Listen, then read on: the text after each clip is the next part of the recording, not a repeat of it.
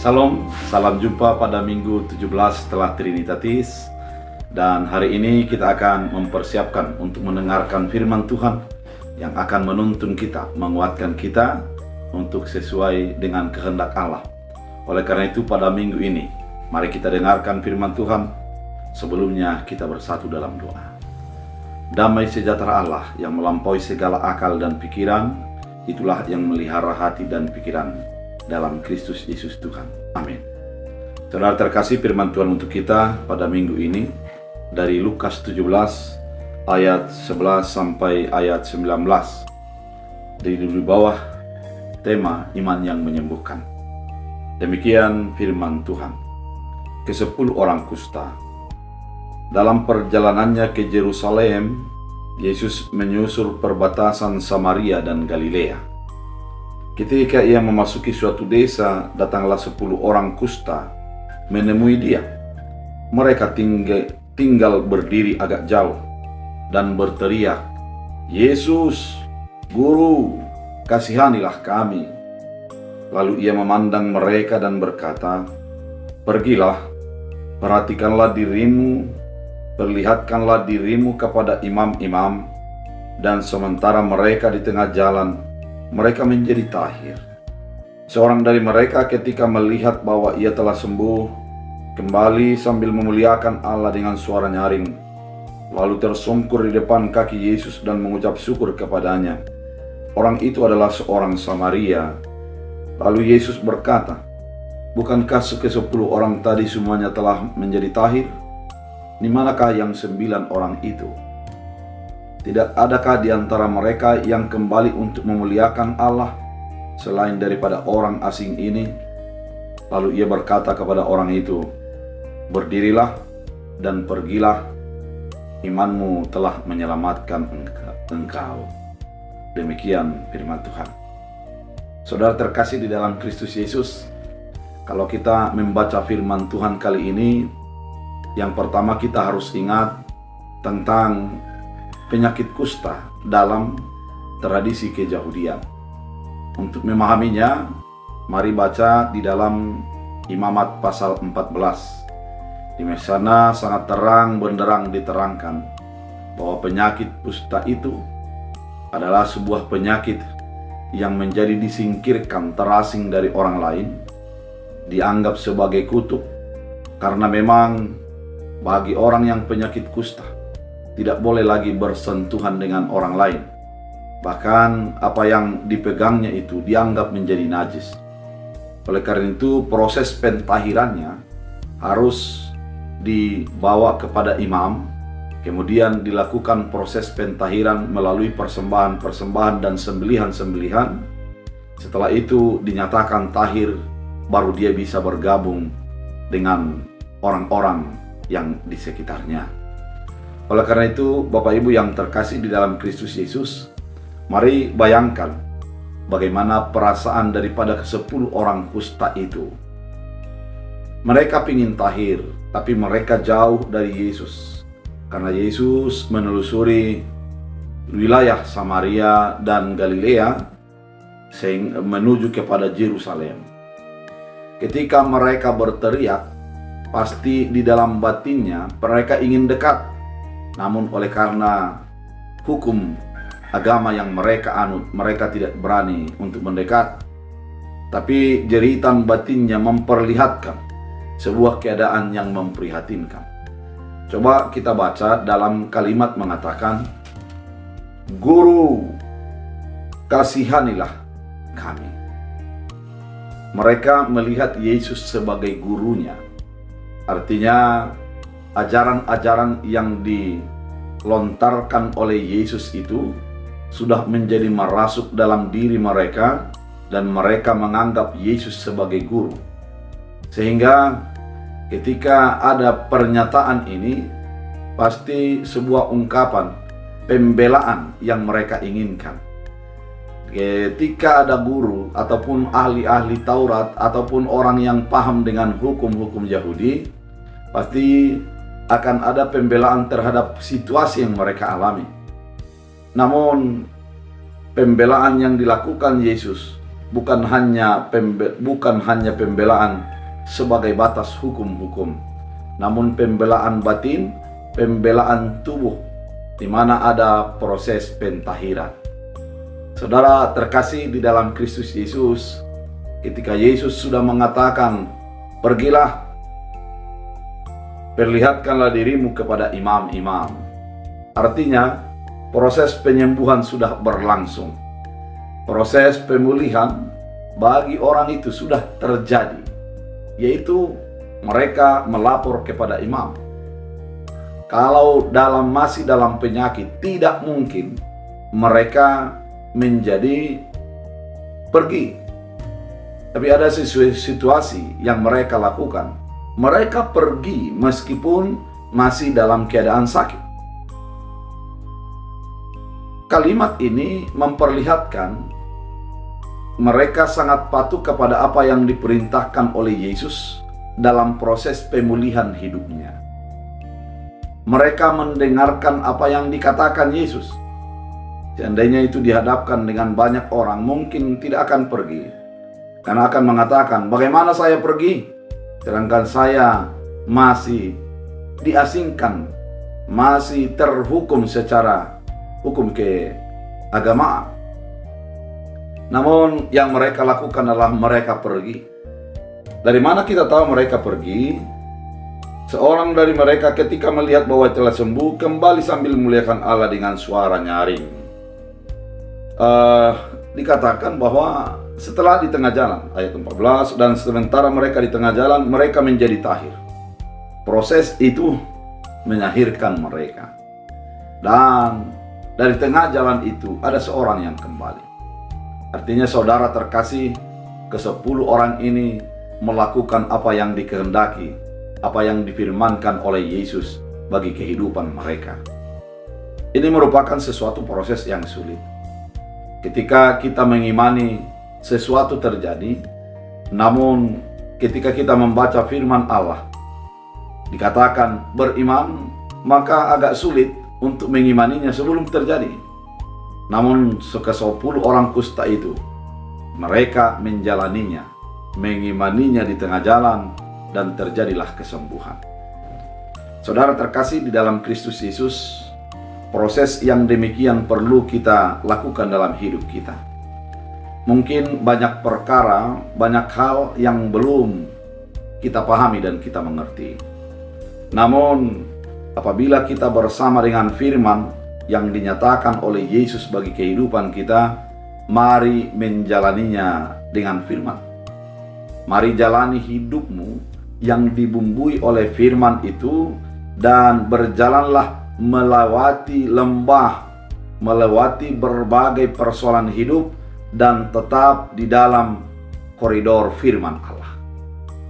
Saudara terkasih, ketika mereka pergi, ada satu orang kembali kepada Yesus. Apa yang dilakukannya? Ternyata ketika pertama tadi dia mengatakan, "Guru, Yesus, Guru, kasihanilah kami." Di dalam ayat 15, bahwa ia telah sembuh, kembali sambil memuliakan Allah dengan suara nyaring. Pertama tadi adalah suara mengeluh, melihat Yesus sebagai guru, diubah menjadi suara nyaring untuk memuliakan Allah. Hal yang demikian merupakan sebuah proses keberimanan yang menyembuhkan di sini. Bagaimana prosesnya? Kalau kita baca selanjutnya, dia adalah seorang Samaria. Dalam hukum, dalam sosial, kehidupan keyahudian, orang Samaria dianggap sebagai orang yang najis. Orang Samaria dianggap sebagai orang yang tidak mengenal Allah. Karena memang ada pusat penyembahan-penyembahan bagi orang Samaria yang berada di bukit. Kemudian orang Samaria adalah orang yang sesungguhnya memiliki darah keyahudian tapi tidak murni, sehingga disebut dengan orang Samaritan ataupun orang yang najis. Saudara terkasih, ternyata ketika dia sudah melakukan yang difirmankan oleh Yesus Kristus, dia mengalami apa yang diharapkannya, yaitu kesembuhan, dia menjadi memuliakan Allah. Artinya, dari konsep guru yang dilihatnya di dalam Yesus, dia menjadi melihat Allah di dalam Yesus.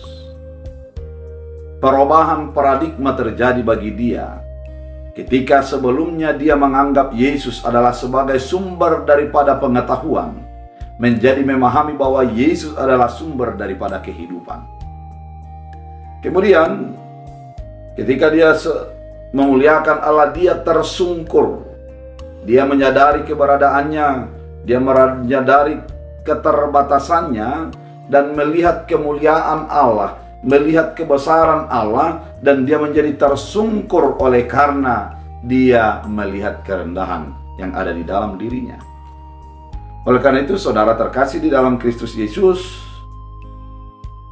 ketika terjadi yang demikian, Yesus sengaja menanyakan kepada yang bersangkutan, bukankah 10 ke 10 orang tadi semuanya menjadi tahir? Di manakah 9 orang? Tidak adakah di antara mereka yang kembali untuk memuliakan Allah selain daripada orang asing ini? Kalimat ini mungkin bisa sesuatu yang menyudutkan bagi dia. Namun Yesus tidak membutuhkan jawaban, karena belum ada jawaban. Ada kalimat yang selanjutnya, kalimat berkat yang dinyatakan Yesus, kalimat yang luar biasa yang diberikan kepada orang Samaria itu. Ternyata Bapak Ibu yang terkasih, ketika kita menikmati kuasa Allah, ada orang yang menjadi melupakannya. Ketika 9 orang tidak datang, sesungguhnya kalau secara alasan kemanusiaan bisa diterima akal. Karena memang ketika kita penyakit kusta, seperti yang sebelumnya sudah kami katakan, bahwa kita harus memeriksakan kepada imam. Kemudian ketika imam sudah mengatakan itu pulih, barulah kita bisa bergabung dengan orang lain. Alasan ini sangat kuat di dalam diri mereka. Coba kita bayangkan, berapa lama mereka merasa terasing, berapa lama mereka menjadi dibenci dan dijijikkan orang-orang sekitar mereka. Namun ketika mereka pulih, pasti ada semangat yang baru bagi diri mereka, agar bisa berkumpul kembali dengan keluarga, berinteraksi dengan orang-orang yang mereka kenal selama ini. Namun Yesus memperlihatkan bahwa sesungguhnya pemulihan sejati itu didapat dari Allah. Pemulihan yang sempurna itu datangnya dari Allah, dan haruslah Allah duluan yang dipermuliakan. Saudara terkasih, bagaimana dengan kehidupan kita? Ketika kita menerima jawaban atas doa, siapa yang duluan kita ingat? Apakah orang-orang yang kita sayangi atau Allah? Contoh, ketika kita baru-baru pulih daripada penyakit kita, kemana kita mengalami penyakit yang berkepanjangan. Kemudian setelah pulih, siapa duluan kita ingat? Apakah tempat wisata, makanan-makanan yang enak, atau tempat-tempat bersejarah, atau kampung halaman? Namun firman ini mengatakan, utamakan dahulu Allah di dalam kepulihan-kepulihan yang engkau terima. Jangan menjadi lalai ataupun terlupa dengan karya Allah yang dinyatakan melalui kesembuhan-kesembuhan kita. Karena memang kesembuhan itu diawali daripada jeritan batin yang dilontarkan kepada Yesus sebagai guru yang membela mereka, namun diberikan kepulihan secara total, di mana kesembuhan itu terjadi ketika menjalaninya. Saudara terkasih di dalam Kristus Yesus, itulah yang dikatakan Yesus pada firman ini. Berdirilah, pergilah, imanmu telah menyelamatkan engkau. Ternyata saudara terkasih di dalam Kristus Yesus, iman yang dimaksudkan di sini adalah ketika seorang Samaria yang dianggap tidak percaya itu, yang dianggap sebagai orang najis itu, mengalami kepulihan. Dia tidak menjadi lari daripada kenyataan. Dia tidak menjadi melupakan Allah yang menyembuhkannya. Dia sujud di hadapan Allah. Kemudian dia tidak menjadi mengutamakan ketahiran secara dunia, namun mengutamakan Allah di dalam proses kesembuhannya. Itulah yang terjadi Bapak Ibu yang terkasih di dalam Kristus Yesus.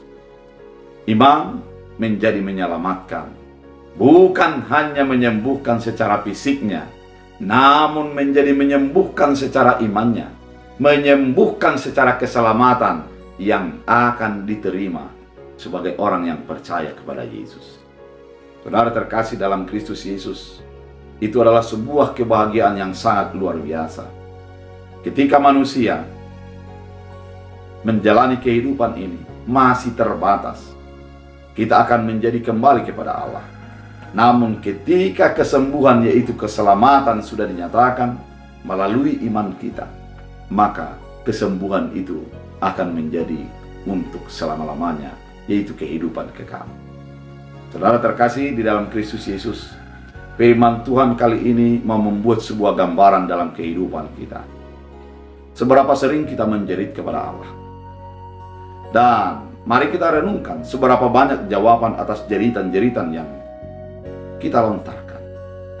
Apakah kita sujud di hadapan Allah oleh karena apa yang kita terima itu? Apakah kita mampu melihat karya Yesus Kristus di dalam kesembuhan yang dinyatakan itu? Mari, sebagai orang percaya, selalu utamakan Allah, berawal dari Allah, kembali kepada Allah, memuliakan Allah di dalam segala hal yang kita lakukan. Dengan demikian, iman menjadi menyelamatkan. Biarlah firman ini menjadi bagian hidup kita. Amin.